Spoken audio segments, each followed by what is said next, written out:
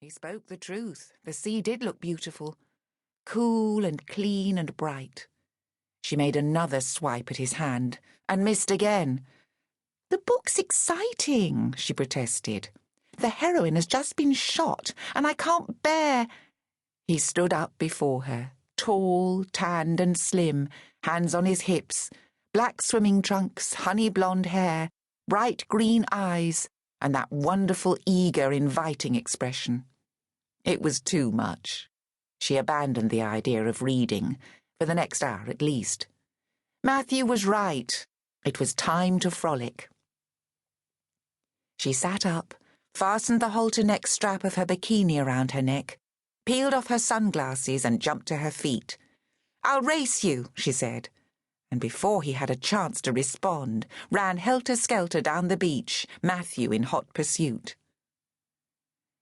They had finally given in to the terrible English summer weather and escaped to Spain.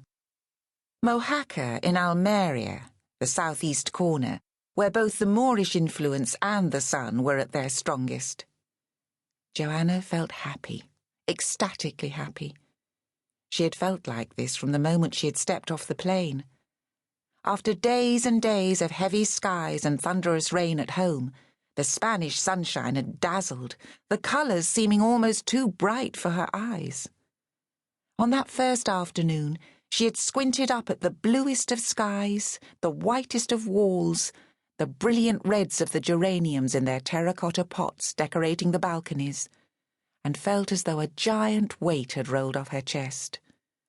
All towns in England can seem dreary at times, under leaden skies, but the incessant rain in the Staffordshire town of Leek, the malicious floods that had drowned parts of the country, and the persistently cold temperatures had seemed to leak her happiness away, making her disgruntled and irritable. Something her colleagues, particularly Korpansky, had both noticed and commented on. She'd felt a certain dissatisfaction with her life, feeling she was simply treading water as the years slipped by without really going anywhere. So when Matthew had suggested they take a break, she had gladly agreed. They'd spent a fruitful hour on the internet, hiring a small apartment near the town of Mojaca and a jeep for the duration.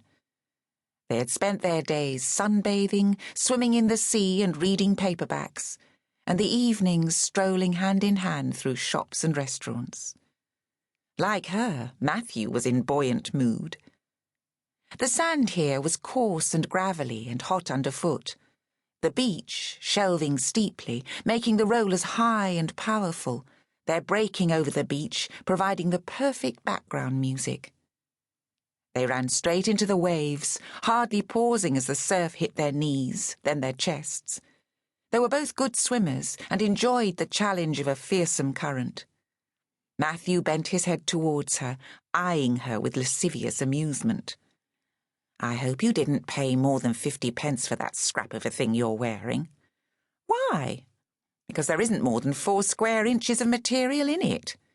"It's the latest thing," she said unperturbed, "and I'm not even telling you how much per square inch I paid, Matthew Levin. It's none of your business. I should get a lovely tan and be the envy of everyone back at the station." "I sincerely hope not," he said. "If you start flashing your white bits, I would fear for your morals."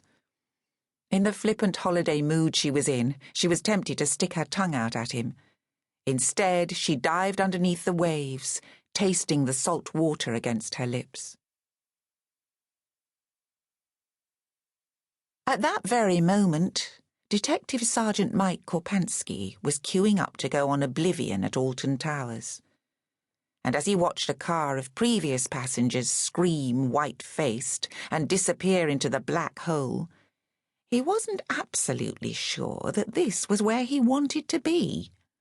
But Ricky was tugging at his arm, coaxing him and pleading, without realising that his father, for all his toughness, was not relishing testing his response to G-forces. The trip to Alton Towers was an annual treat that he and Fran promised their children. Normally they enjoyed it, but this summer, queuing in the cold and rain, it didn't seem much like a treat to him. For 2 pins he would have vanished into